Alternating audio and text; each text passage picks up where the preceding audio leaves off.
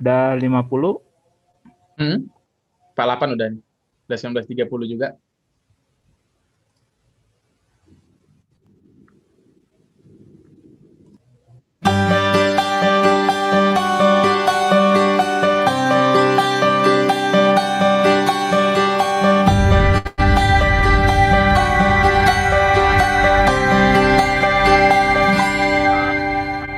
Andaikan aku bisa melayang jauh, berteman langit lepas. Terkadang kita lupa dunia ini tak akan selamanya menunggu kita menaklukkan ragu, beranikan diri. Kan ku kejar mimpi dan ku terbang tinggi, tak ada kata tidak, ku pasti bisa. Dan ku coba lagi ditemani pagi, tak ada yang tak mungkin, ku pasti bisa.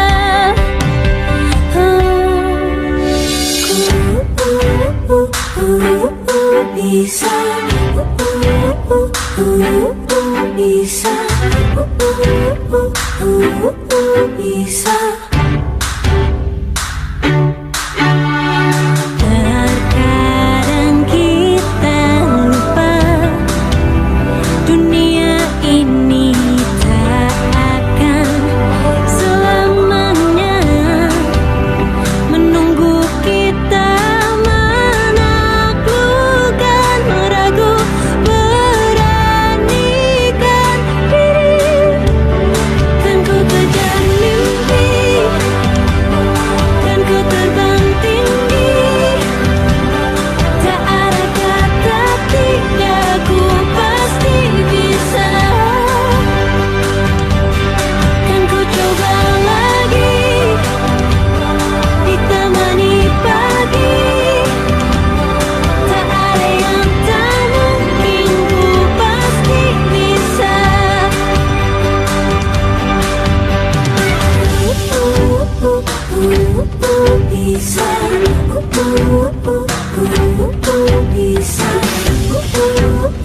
Bisa, bisa, bisa. Kan ku kejar mimpi dan ku terbang tinggi, tak ada kata tidak, ku pasti bisa. Kan ku coba lagi ditemani pagi, tak ada yang tak mungkin, ku pasti bisa. Tak ada yang tak mungkin, ku pasti bisa. Tak ada yang tak mungkin, ku pasti bisa. Bisa.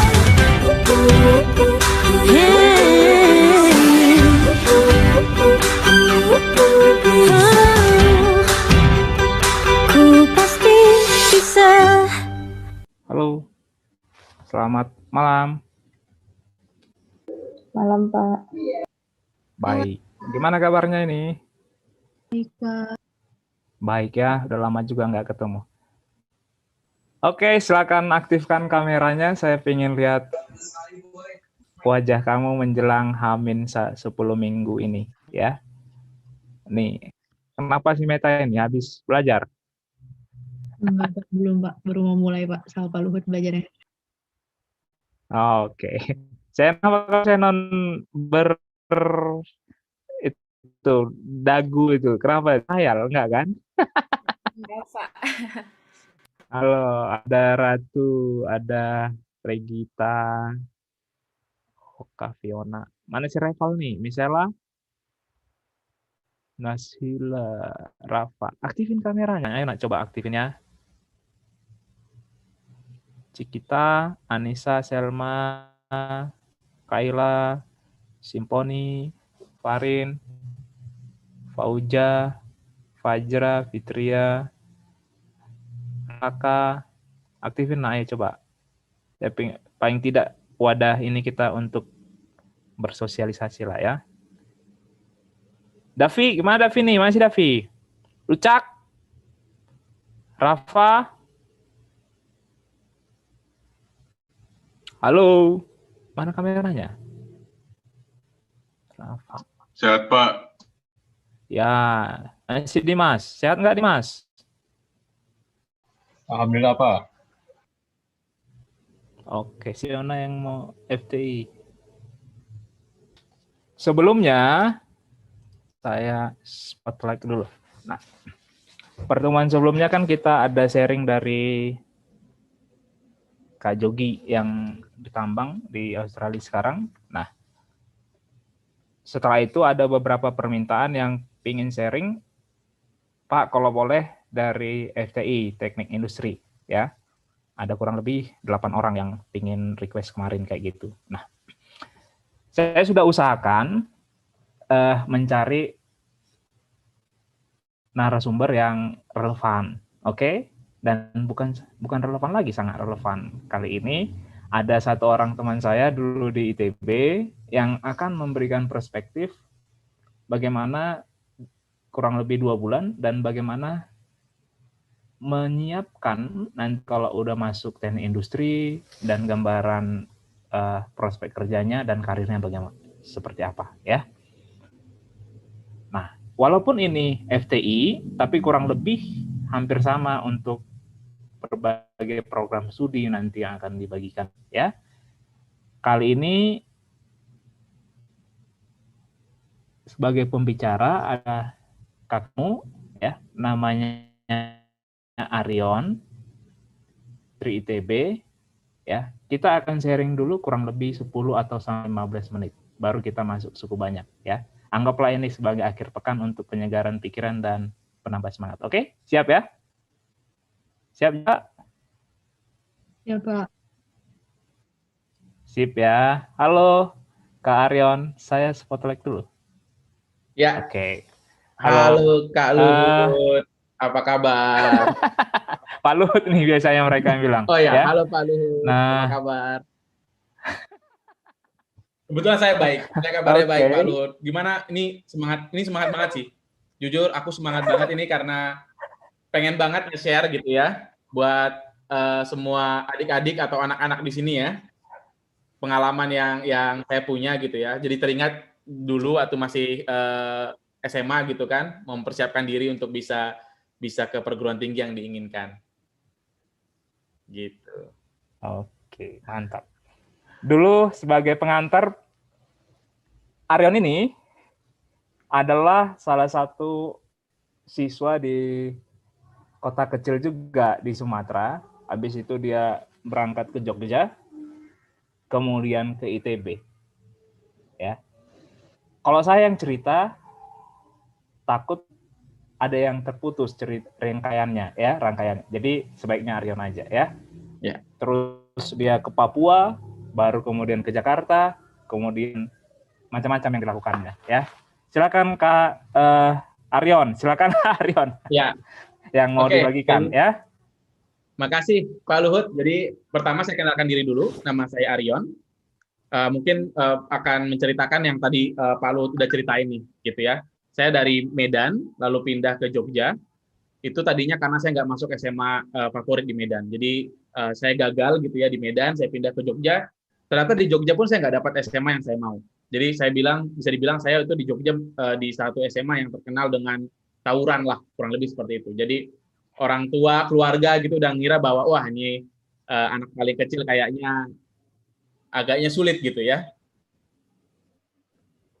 Nah, lalu saya akhirnya setelah itu berjuang cukup keras gitu ya, mengingat sekolah saya juga bukan sekolah yang ternama gitu, sehingga akhirnya saya bisa masuk teknik industri. Nah, saya mungkin akan sedikit share kali ya, supaya teman-teman bisa lihat apa yang saya lakukan. Teman-teman bisa ngelihat presentasi yang saya share? Bisa, Kak. Bisa ya? Oke. Makasih banyak. Nah, saya dari Jogja ikut SPMB, akhirnya masuk di perguruan tinggi negeri ITB di jurusan Teknik Industri. Karir saya agak unik ya. Jadi beberapa orang melihatnya sedikit kontroversi. Orang nyebutnya mungkin saya kutu loncat gitu ya. Tapi kalau saya pribadi, bagi saya ini adalah ya namanya kehidupan gitu. Bagi saya pekerjaan adalah sesuatu yang saya senangi gitu ya. Jadi ketika saya punya tantangan baru, saya tanpa banyak berpikir, maksudnya tanpa berpikir pendapat orang lain, saya akan jalanin aja gitu. Jadi saya mulai karir saya itu setelah lulus dari ITB Teknik Industri, saya masuk di PT Freeport Indonesia sebagai fresh graduate program. Nggak sampai 4 bulan, bolak-balik Papua karena waktu itu ngurusin special project di sana gitu ya, disuruh mengimprove waktu perjalanan bus antara dataran tinggi dan dataran rendah. Lalu setelah 4 bulan saya kerja, ternyata ada tawaran gitu ya. Saya masuk fresh graduate program juga di Pertamina. Di Pertamina saya cukup lama, selama hampir 7 tahun, 6,5 tahun, hingga saya akhirnya merasa bahwa saya cukup bosan gitu ya di perusahaan yang sudah cukup mapan di BUMN. Lalu saya pernah bekerja bareng konsultan selama saya bekerja di Pertamina. Lalu saya ngerasa bahwa wah pekerjaan konsultan ini menarik gitu ya. Saya pindah ke consulting yang namanya Mercer, anak perusahaan dari Marsh & McLennan, sebuah consulting firm yang berpusat di US gitu ya. Ini adalah consulting firm yang menangani human resources. Lalu setelah itu 8 bulan di sana saya dapat tawaran dari salah seorang partner di Deloitte Consulting. Kebetulan Deloitte Consulting itu adalah consulting firm yang bergeraknya regional gitu. Jadi proyeknya bisa di Indo, di Singapura ataupun di Southeast Asia lainnya. Lalu saya pindah ke Deloitte. Di Deloitte Consulting menangani beberapa proyek, baik yang kliennya dalam negeri maupun luar negeri, selama setahun. Lalu saya dapat tawaran lagi. Ketika COVID menyerang, agaknya sulit untuk bisa travel gitu ya. Jadi akhirnya saya memilih untuk pindah ke salah satu startup yang mungkin teman-teman juga sekarang sering akses gitu ya, atau sering pakai. Dia itu Shopee. Saya sudah di Shopee sekitar 4 bulan sebagai Organization Development Lead. Nah, jadi karir saya sebagai teknik industri itu lompat-lompat, dan bidang saya saat ini adalah human resources. Nah, ini yang saya mau kasih teman-teman gambaran gitu ya, bahwa teknik industri itu apa sih yang dipelajari dan apa sih karir yang bisa dicapai. Nah, sebelum kita bicara itu, aku mau memberikan teman-teman pemahaman lah. Kira-kira, sebentar ya, sorry. Nah, apa sih yang nanti adik-adik perlu pertimbangkan ya sebelum mengambil keputusan atau pendidikan dalam karir ya? Ya mungkin ini adalah chart yang udah sering banget mungkin bisa dilihat di mana aja di internet gitu ya. Ada yang namanya istilah bahasa Jepang namanya ikigai. Jadi itu adalah panduan dari sesuatu hal yang kita cintai, yang kita ahli, yang bisa menghasilkan uang, dan juga yang bisa membantu banyak orang, apa yang dibutuhkan oleh masyarakat gitu ya. Jadi adalah suatu keberuntungan jika kita bisa bekerja nantinya di bidang ini, yang bukan hanya kita ahli, kita juga bisa mengerjakannya dalam jangka waktu yang lama tanpa ada perasaan enggan gitu ya. Bisa membantu banyak orang, bisa membantu masyarakat, bisa membantu dunia, dan juga kita bisa menghasilkan uang dari situ. Nah, ikigai saya temukan bisa dibilang cukup awal pada saat kuliah gitu ya. Nanti saya akan kasih gambaran berikutnya. Nah, ini adalah teknik industri. Teknik industri itu kalau orang sebutannya ada yang nyebutnya sebagai teknik joker gitu ya, kayak kartu joker gitu. Kemana aja kayaknya bisa masuk gitu ya orang-orangnya. Nah, teknik industri itu sebenarnya adalah sebuah keilmuan yang sistematis. Jadi dia melihat berangkat dari teknik mesin tadinya, kalau di ITB ataupun di Indonesia berangkat dari teknik mesin, gitu. Sebenarnya berangkat dari keilmuan pengelolaan sebuah pabrik atau manufaktur, gitu. Bahwa manufaktur itu faktor yang ada bukan hanya mesin pabrik gitu ya, tapi juga ada manajemen sistem, ada keuangan gitu ya, ada logistik gitu ya, ada operation research gitu. Bagaimana kita ngambil keputusan membeli barang gitu kan, membeli bahan baku, transportasi dan lain sebagainya. Dan juga di dalamnya ada manusia, karena mesin tetap dilahirkan oleh manusia. Jadi kalau kalian lihat di chart ini adalah teknik industri. Bagian dari sistem manufaktur gitu ya, manajemen, faktor manusianya, bahkan psikologi, dan juga operation research, dan termasuk di dalamnya statistik dan matematik. Jadi matematik, accounting, economic, dicampur adukan di dalam sebuah paket program gitu ya, itu yang disebut dengan teknik industri gitu. Jadi kalian bisa nanti pada saat kuliah gitu ya, pagi belajar kalkulus 3. Bayangin kalkulus 3 itu matematika yang cukup dalam gitu kan. Setelah makan siang kalian belajar psikologi industri. Psikologi, literally psikologi. Jadi bagian dari cabang ilmu psikologi gitu ya. Nanti menjelang sore kalian belajarnya material teknik. Gitu. Bahkan kalian nanti disuruh melatih untuk melas besi gitu. Jadi industri teknik industri itu adalah lulusan yang bisa banyak hal gitu ya. Dan memang jadinya sehingga bisa dipakai di banyak tempat. Nah, pada saat saya kuliah saya menemukan bahwa ada satu faktor dalam perkuliahan itu yang menurut saya senangi dan saya juga lumayan ahli di dalamnya gitu ya. Ketika saya melakukan atau berhadapan dengan ilmu-ilmu yang berkaitan dengan human gitu, baik itu human factors engineering ataupun psikologi gitu ya, dan juga manajemen. Nah, saya ngelihat bahwa kayaknya 3 bagian inilah yang akan saya kuasai penuh dan saya senang mengerjakannya. Nah, 3 ini lalu saya pilih menjadi topik utama saya selama saya kuliah. Nah, ini yang nanti aku ingin sampaikan ke teman-teman bahwa dalam membangun kompetensi diri itu yang paling penting gitu dalam kesuksesan adalah konsistensi. Jadi kita harus konsisten membangun keahlian yang memang menurut kita itu kita cintai dan juga kita ahli di dalamnya. Kalian nggak perlu mikirin terlalu banyak gitu. Yang penting adalah ketika kalian senangi suatu hal, kalian chase excellence gitu ya. Kalian kejar kesempurnaan atau kesempurnaan di dalam hal tersebut. Nanti yang lainnya akan ngikutin. Gitu. Nanti kalian nggak lagi nyari pekerjaan yang nyari kalian. Itu pengalaman saya gitu. Makanya saya bisa pindah-pindah itu bukan karena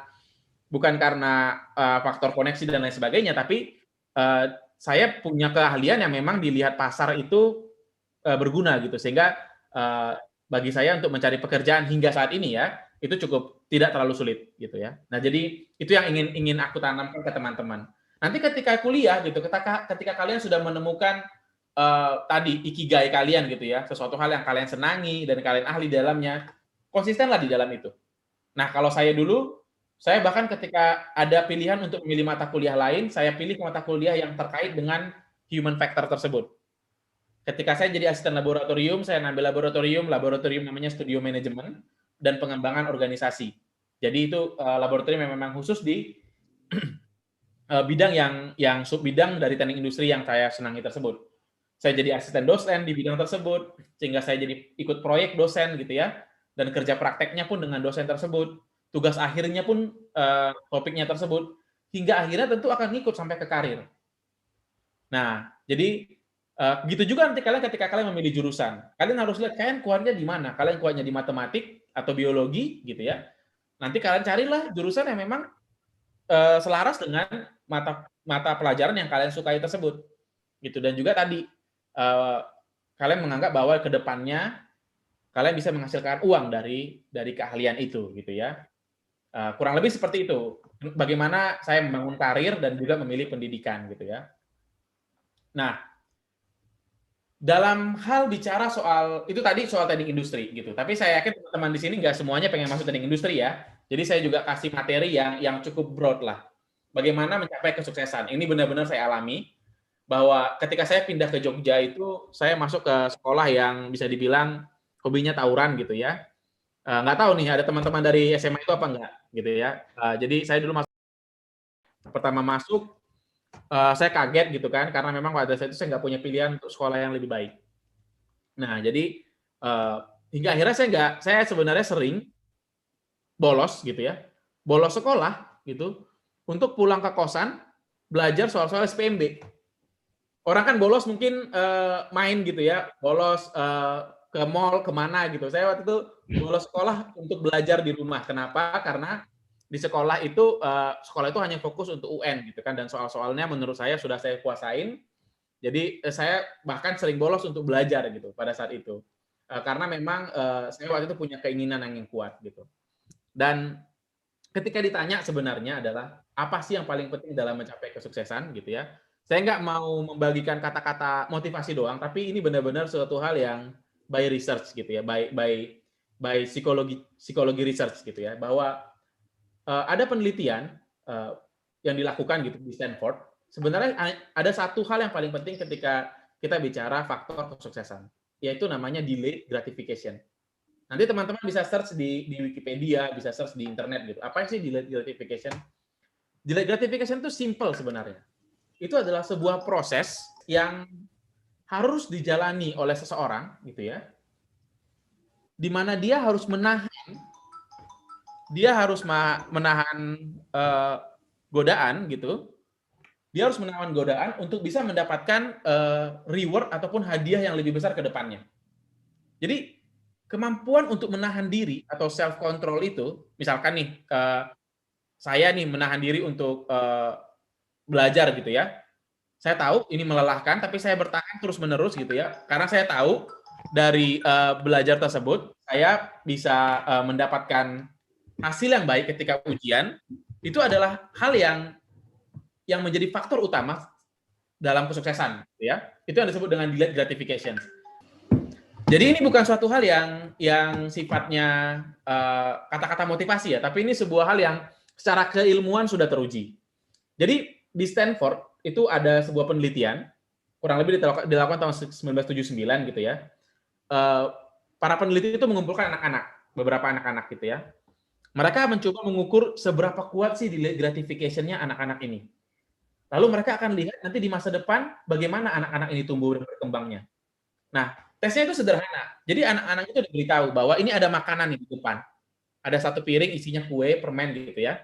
Ada satu kue dan permen. Nah, kalau kalian bertahan selama 30 menit ke depan untuk tidak makan kue yang ada di depan kalian bisa akan dapatkan 2 kali lipat daripada jumlah yang kalian lihat sekarang. Nah, baru mereka catat tuh, oh mana anak yang nggak kuat nih gitu kan. Ada anak yang dibilang 30 menit ke depan, sekarang aja langsung makan gitu kan. Ada anak yang benar-benar kuat, menunggu sampai 30 menit. Begitu 30 menit habis, dia nggak makan, ditambahkan kue dan permen tersebut. Nah, setelah diteliti, anak-anak yang mampu menahan diri ini ternyata ketika dia dewasa, dia kebanyakan dari mereka itu lebih sukses, dalam artian lebih kompeten dalam pekerjaannya. Nah, ini yang memang saya ingin sampaikan ke adik-adik semua gitu, bahwa kesuksesan itu kuncinya cuma satu, sebagaimana bisa kita mengendalikan diri, apalagi di zaman sekarang, gitu ya. Banyak banget gangguan kita untuk mau belajar. Zaman saya dulu gangguannya mungkin cuma radio kali ya, dengerin radio, terus habis itu atau nonton TV gitu. Di zamannya kalian ada YouTube, ada online game gitu ya, ada PUBG lah, ada Mobile Legend dan lain sebagainya, ada sosial media, Instagram, Twitter gitu ya. Nah, itu yang sebenarnya sekarang adalah kue yang diberikan di depan kalian gitu. Kue yang oke, kalian bertahan untuk tidak menggunakan sosial media, menghabiskan waktu di sana yang tidak produktif untuk bisa ke depannya, untuk bisa mendapatkan kue yang 2 kali lipat lebih banyak itu gitu ya. Itu yang menentukan kalian sukses apa enggak. Enggak cuma sekarang, enggak cuma nanti pada saat ujian. Gitu. Semakin bisa kalian mengendalikan diri, percayalah, dan juga sudah terbukti oleh penelitian, itu yang menjadi kunci kalian bisa sukses apa enggak. Seperti itu. Jadi semakin kalian bisa mengendalikan diri, kalian bisa sukses. Jadi setiap kali kalian sudah set up nih, misalnya saya mau belajar 3 jam. Gitu ya. Bayangkan bahwa saya harus punya delayed gratification yang kuat. Setelah 3 jam ini saya bisa main Twitter. Setelah 3 jam ini saya bisa main sosial media yang lain. Tapi saya harus belajar nih. Kenapa? Karena dengan saya seperti ini, tadi 10 minggu lagi ketika ujian, saya akan menikmatinya. Saya akan bisa menghadapi soal dengan mudah. Ya, jadi nanti kalian ketika punya anak pun, ini pun kalian harus ingat bahwa satu hal yang paling penting dalam mencapai kesuksesan yaitu adalah bagaimana seseorang bisa delayed gratification. Dan itu saya sendiri pernah mengalami. Jadi saya benar-benar ketika mau belajar gitu ya, apalagi ketika saking saya striknya gitu, saya harus belajar sekitar 4 atau 5 jam dalam sehari. Ketika sekolah saya tidak memberikan waktu yang tidak memberikan pelajaran yang bisa saya gunakan untuk SPMB, saya bahkan bolos. Karena saya saking striknya bahwa saya harus bisa membahas soal SPMB dalam sehari itu minimal 5 jam. Gitu. Jadi ketika saya harus melakukan hal kegiatan yang nggak bisa saya hindari, saya akan lihat nih waktu apa yang bisa saya korbankan. Karena saya sudah set 5 jam untuk membahas soal SPMB selama beberapa minggu sebelum SPMB atau ujian saringan masuk perguruan tinggi negeri. Saya lupa apa sebutannya saat ini. Seperti itu. Nah, terakhir untuk menutup diskusi penyampaian saya punya sedikit tips gitu ya, yang saya sudah lakukan dari saya SMA dulu gitu. Jadi mungkin kalian pernah lihat meme ini enggak gitu ya?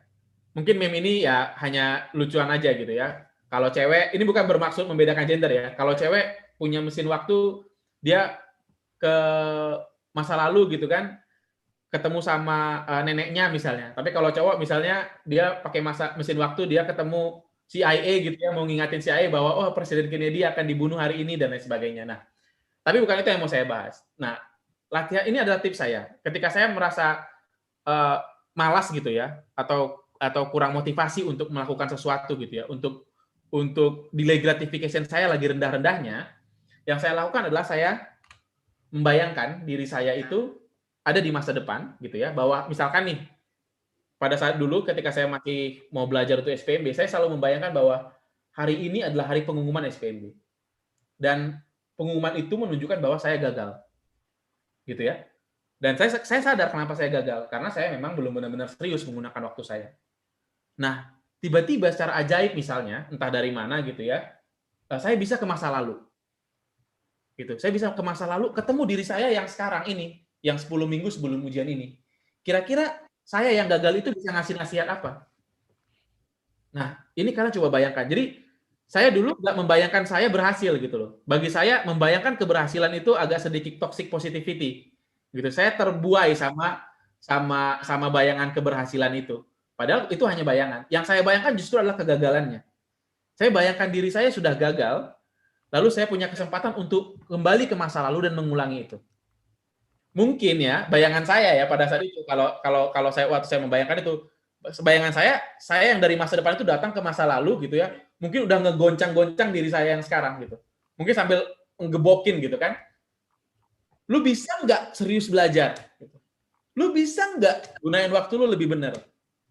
Please banget. Seakan-akan gue memposisikan diri gue dari masa depan sebagai orang yang gagal, mengingatkan diri gue sendiri. Dan menurut saya ya, latihan mental ini berhasil gitu ya. Karena saya menjadi lebih aware gitu ya, bahwa masa depan yang gagal itu nggak saya inginkan.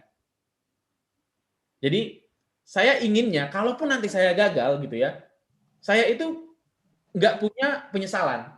Jadi ibaratnya saya punya masa lalu, punya mesin waktu sekalipun gitu ya, saya punya mesin waktu sekalipun dan kembali ke diri saya gitu, saya cuma bisa bilang, ya kita gagal gitu. Tapi yang kita lakukan itu sudah maksimal. Gitu. Nah, jadi kalian coba bayangkan diri kalian seperti itu gitu ya, kalian udah ada di pengumuman ujian dan hasilnya gagal, dan kalian punya mesin waktu untuk balik ke masa lalu, ke diri kalian yang sekarang ini, kira-kira nasihat apa yang kalian berikan? Kurang lebih seperti itu. Pak Luhut. Baik. Apabila ya saya kembalikan ke Pak Luhut. Oh, makasih Arion ya. Saat ini kita akan sesi diskusi. Saya undang Kak Arion ini sesuai permintaan teknik industri. Mungkin nanti minggu depan atau 2 minggu lagi saya akan cari dokter ya. Nah, bagi yang mau spesifik teknik industri boleh, tetapi tentang ITB juga boleh, tentang bagaimana mempersiapkan mental dan secara akademis untuk 10 minggu boleh juga. Silakan yang mau bertanya, kita berdiskusi. Ada yang mau ditanyakan? Atau yang mau dibagikan? Ayo, ada yang mau bertanya soal teknik industri? Yang teknik industri lah mungkin, lebih antusias juga. Atau yang ITB juga boleh. Siapa yang mau nanya nih? Gimana persiapannya? Kenapa lompat-lompat dulu karirnya? Silakan, siapa? Jaka? Siapa? Eko kok. Eko, silakan Eko. Aktif kameranya Eko. Aktif Pak ini Pak. Oke, silakan Ko. Apa yang mau kau tanya? Ya, jadi aku mau nanya gini Pak. Kalau apa ya, kesusahan di FTI itu apa sih? Kayak apa ya? Yang Bapak rasain gitu. Atau bedanya sama fakultas-fakultas lain yang ada di ITB? Oke, aku coba jawab ya kok ya. Itu pertanyaan yang bagus tuh. Apa sih susahnya di teknik industri? Jujur, saya harus bilang teknik industri itu bukan untuk orang yang mentalnya lemah atau orang yang nggak bisa ngatur waktu. Aku nggak bilang bahwa teknik industri itu adalah jurusan yang paling susah. Enggak. Justru bagi aku jurusan teknik industri nggak sesusah jurusan matematika, nggak sesusah jurusan teknik informatika. To be honest, aku bilang begitu. Tapi teknik industri itu adalah jurusan paling sibuk. Karena kalian diminta untuk berpikir dalam berbagai jenis keahlian atau keilmuan. Dan tugasnya itu banyak banget. Bayangkan kalau misalkan kalian nih nggak bisa ngatur waktu, itu hanya sekejap aja gitu kalian akan ketinggalan. Jadi kalau kalian misalnya merasa bahwa kalian orang yang tipenya adalah spesialis gitu ya, pengennya satu hal, fokus gitu kan, sebaiknya jangan masuk teknik industri. Kalian bisa masuk ke ahli yang lain yang mungkin lebih spesifik, mungkin teknik pemrograman gitu ya, atau mungkin matematika, fisika gitu ya, atau teknik kimia gitu. Tapi teknik industri adalah teknik yang manajemen gitu. Jadi semua dipelajarin. Nah, itu yang paling sulit. Mengatur waktu, membagi pikiran ke berbagai jenis keilmuan yang berbeda. Oke, gimana kok? Ada rencana mau ke ini? Ke arah sana? Iya Pak. Cuman kayak ngedenger dari tadi itu kan harus ngebagi banyak banget pelajaran tuh, kayak masuk nggak ya gitu. Cocok nggak ya? Belum lagi memikirkan persaingannya kan? Iya, lagi persaingannya juga Pak. Tenang aja. Ini si Aryon ini, Kak Aryon ini, orang bandel juga nyanyi dulu di Medan. Terus pindah ke Jogja. Benar, jadi aku dipindah ke Jogja itu karena berantem sama Sekolah guru. tawuran kan gitu ya? Iya. Aku berantem sama guru di Medan, jadi agak bandel dulu aku. Di Jogja juga nggak bisa masuk sekolah yang bagus jadinya. Masuknya ke sekolah yang jelek juga gitu. Tapi yang penting kok kalau kamu punya mental, tadi aku bilang punya keinginan kuat, gas aja. Pasti bisa. Ya. Ada kurang lebih 10 orang ini kalau lihat yang mau ke FTI lah, yang terdeteksi ya. Ayo, yang mau masuk FTI ada pertanyaan nggak? Mirip lah sama STI ya levelnya ya. Ada Ya. lagi yang mau didiskusikan? Ada yang mau Siapa nanya? mau bertanya? Mungkin Atau kenapa- tentang persiapan? Atau persiapan, boleh juga. Kenapa Kak Aryon sekolahnya acak-adut? Di Medo, di Jogja juga sekolahnya level pinggiran, tapi toh juga bisa masuk ke ITB dan berhasil. Kan gitu kan? Aku mau nanya, Ada yang mau ditanyakan lagi? Siapa? Silakan. Ayo silakan, ayo. Siapa? Aurel, Pak. Fiona Aurela. Iya. Iya, Oke, silakan Rel. mau nanya, kayak dulu Bapak berapa lama sebelum SPMB persiapannya? Terus kayak Bapak sampai yang nyubuh-nyubuh gitu nggak, Pak? Persiapannya kayak bangun subuh gitu. Oke. Ya. Itu pertanyaannya bagus banget. Jadi aku bilang sama kalian. Jadi aku dulu punya buku. Kakak aku beliin buku. Isinya adalah soal UMPTN saringan masuk perguruan tinggi 45 tahun terakhir. 45 tahun terakhir. Aku nggak bohong. 45 tahun terakhir. Aku mulai ngerjain. Ada di sini. Ada situ, Ju. Ada situ. Kalau ada nggak? Nah, 45 tahun terakhir. Di mana? Ada. Tebelnya itu Tahun segitu. 75 sampai 2005 ya? Ya, 75 sampai 2005. Aku punya keyakinan minimal setengahnya aku coba ini. Gitu. Kalau kakak aku bilang, kakak aku tuh bayangin nih, aku tuh orang yang udah hampir dianggap gagal nih ya. Kakak aku bilang, nih baca aja buku ini. Kalau kamu harus sampai bolos sekolah demi baca buku ini juga baca aja, bolos aja gitu. Sekolahmu juga sekolah yang tawuran juga gitu kan kata kakak aku kan. Jadi aku mulainya itu aku buat. Jadi kalau sampai 6 bulan sebelum SPMB minimal belajarnya 2 jam. Ya. Tapi sudah 6 bulan itu 3 jam. Tadi yang terakhir aku bilang bahwa sekitar 2 bulan atau 3 bulan sebelum SPMB itu target aku tuh 5 jam sampai 7 jam. Bahkan ketika misalkan nih bangun subuh, wah pasti aku bangun jam sekitaran jam 2 jam lah sebelum siapan untuk mau sekolah gitu ya. Karena kan ngekos ya. Aku nggak tinggal sama orang tua. Jadi kadang-kadang juga harus beli sarapan dan lain sebagainya. Ada nyuci juga gitu ya, nyuci sendiri. Kadang-kadang ya karena nggak ada duit juga harus masak sendiri gitu kan. Karena aku ngekos. Nah, tadi aku bilang ketika waktuku itu sudah hampir nggak mencukupi, aku bakal mengorbankan sekolah. Tapi aku nggak sarankan buat kalian karena kalau sekolah kalian bagus, ini sekolahku nggak bagus masalahnya gitu kan. Jadi aku korbanin aja uang belajarnya itu terus gitu. Udah berapa bulan belajar materi UAN mulu gitu kan. Persamaan kuadrat mulu, nggak bergerak-gerak kemana-mana gitu. Aku udah mau SPMB nih gitu. Jadi bohong kalau aku bilang aku bukan orang jenius gitu ya. Kalau aku orang jenius aku nggak akan masuk di sekolah yang jelek. Menurutku aku hanya orang yang ngotot aja orangnya gitu. Dan aku percaya kalau kalian ngotot pun kalian bisa.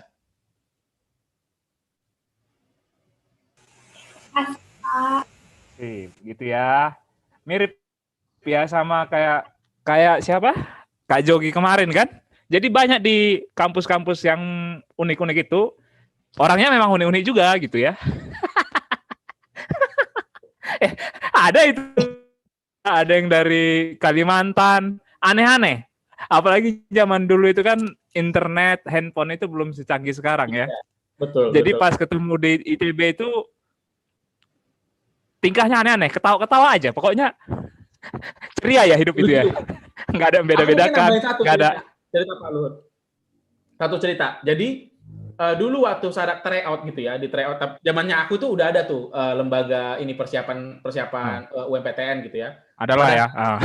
Gitu kan. Semua orang itu kaget. Nggak pernah seumur-umur di 10 besar itu ada orang tulisannya dari gitu. Jadi aku pura-pura dengar tuh dari sebelah gitu kan. Itu siapa tuh ngelawak bikin dia dari 2. Jadi dia ngerasa itu nggak benar gitu. Bohong gitu kan. Sampai suatu hari waktu pendaftaran di ITB gitu kan, ketemu sama anak-anak Jogja. Anak-anak Jogja tuh yang bagus tuh SMA Negeri 3 ya.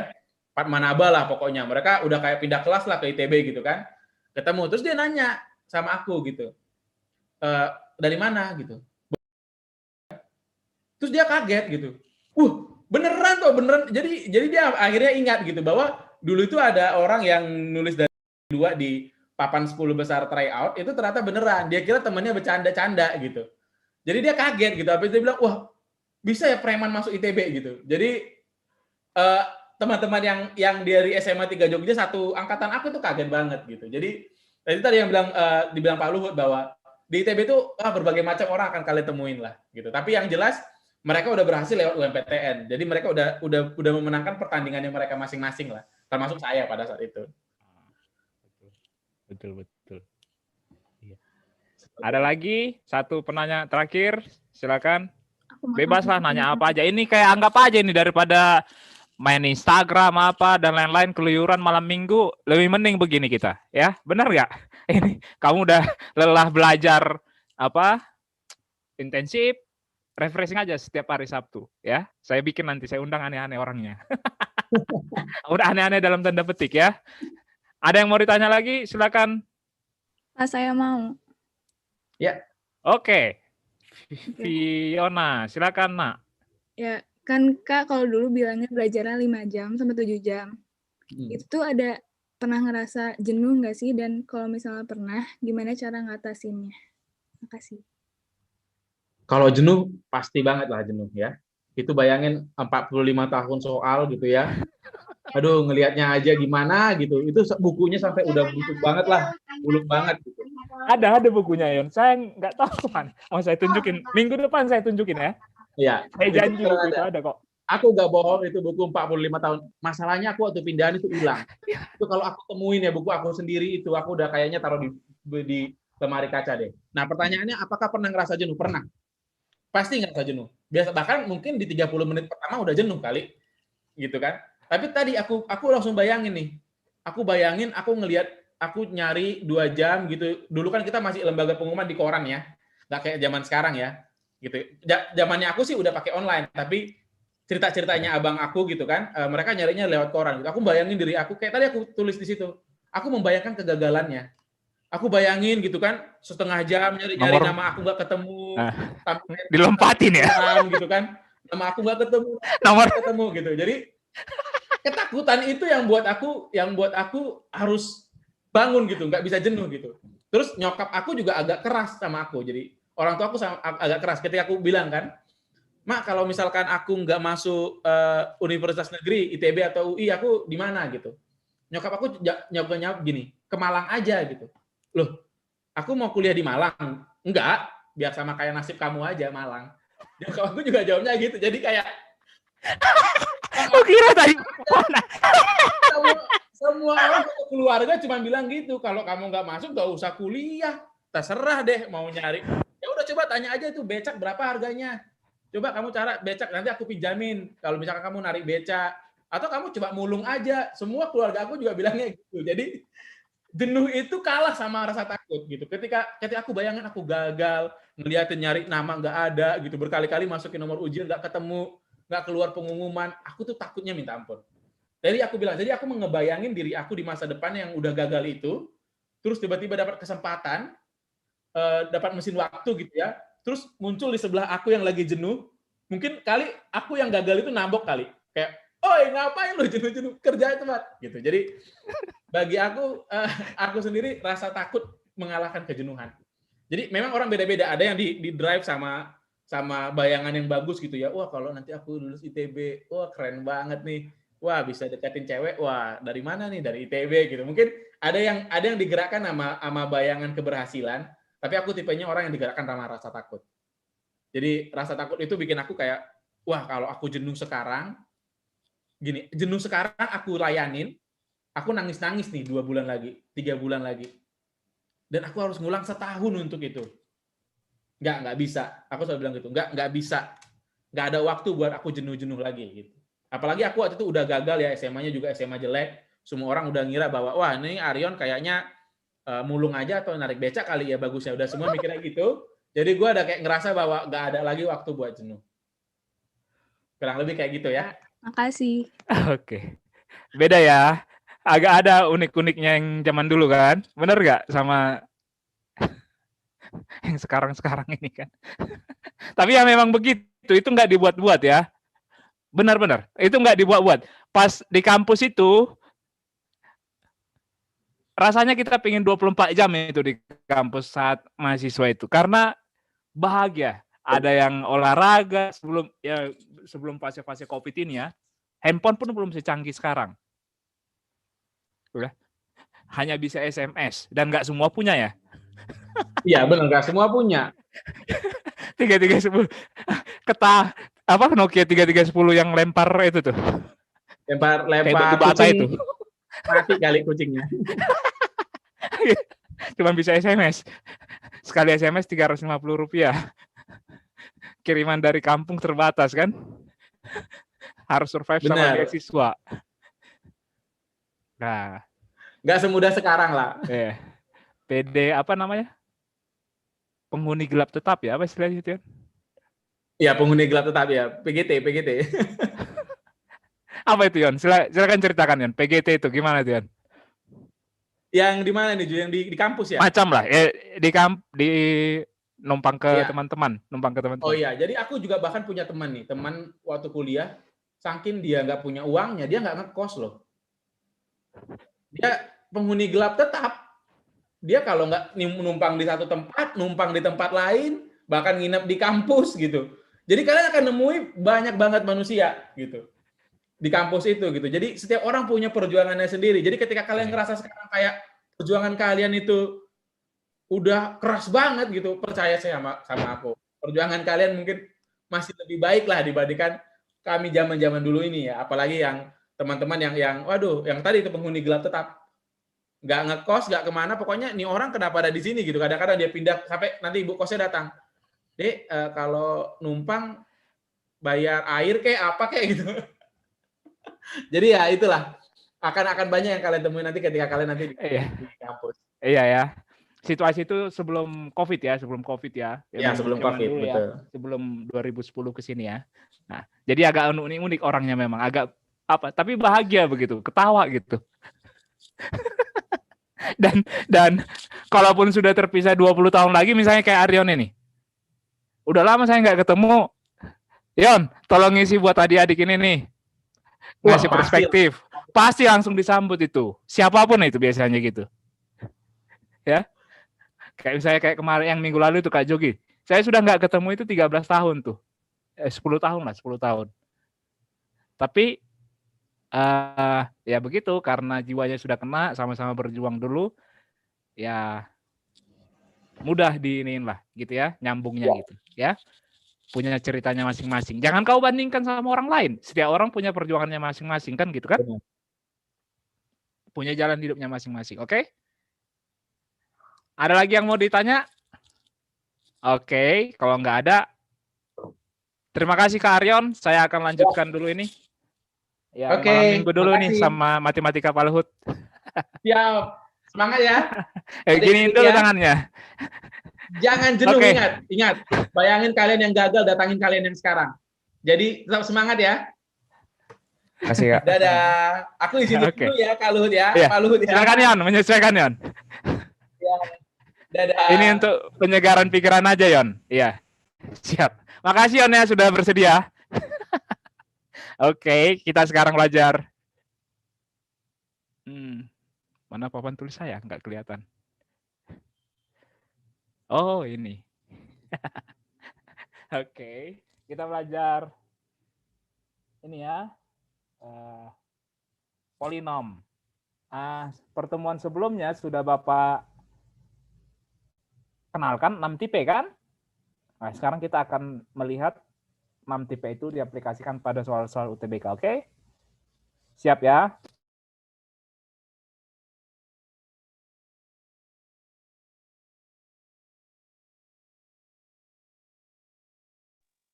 Tes, udah jelas nih? Halo? Iya, Pak, sudah. Saya ganti perangkat. Jelas nggak? Sip ya. Bentar. Mantap.